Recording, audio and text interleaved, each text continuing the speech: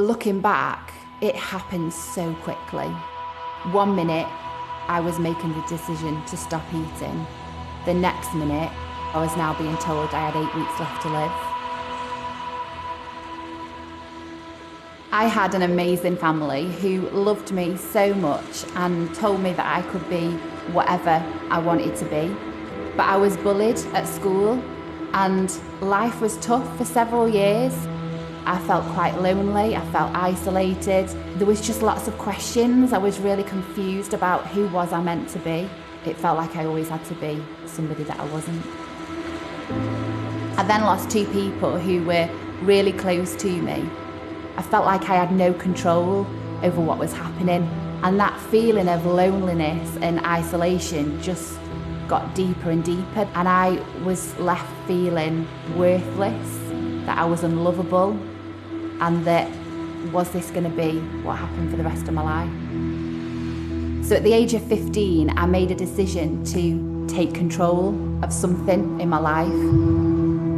Within the space of a few months, I'd gone from making a decision to stop eating to my hair falling out, having constant headaches, not being able to concentrate.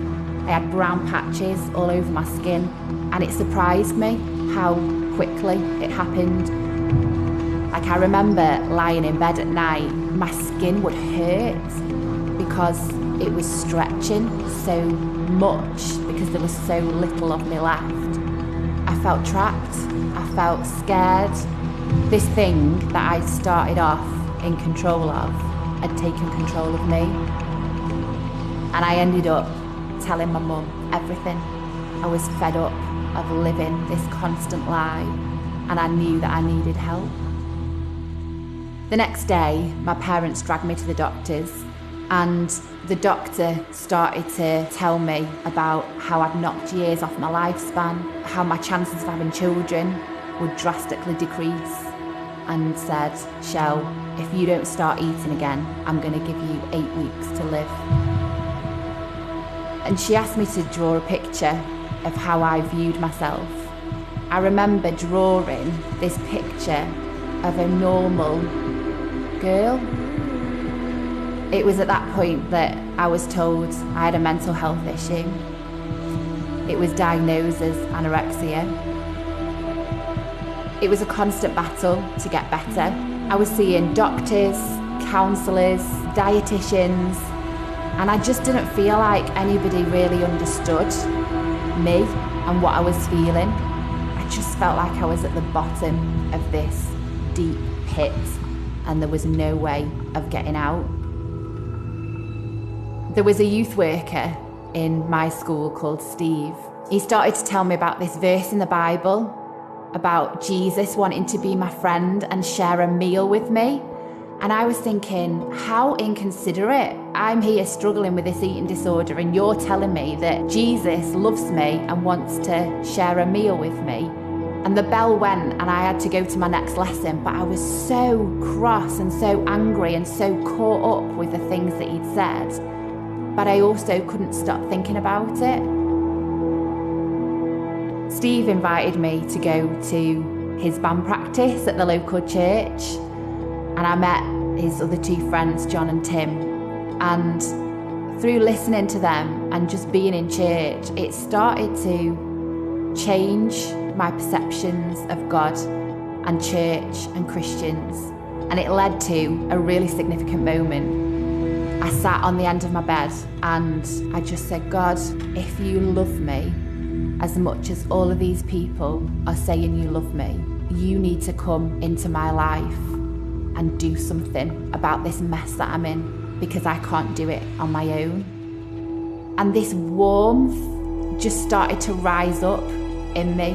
I knew that I was loved, that I was accepted, that I was worth something. Everything that felt dead in my life started to feel like it was alive again. But the reality was, I still had an eating disorder. There was days where I felt like I could do it and I could get through it. And there were days where I just thought, this is never, ever gonna happen. It took 2 years for me to get to the point where I was totally free. And that's because of God and the hope and the love that He's given to me. I was a girl who'd been told I'll always have an eating disorder, and now I haven't got an eating disorder. I was told, oh, your chances of having children are really slim, and I've now got 4 amazing little boys. So no matter what you're dealing with at the moment, whatever it is that you're struggling with, whatever it is that you've done to yourself, that's been done to you, there is hope. You are loved. You are worth something. Jesus can take the most broken, bruised, frail life and turn it into something that is so beautiful and so wonderful. And the reason I know that is because He's done that with me. I'm living proof that there is hope, and you can be free from whatever it is that is holding you back from being everything that God has made you to be. Just ask God, and He will. He'll help you.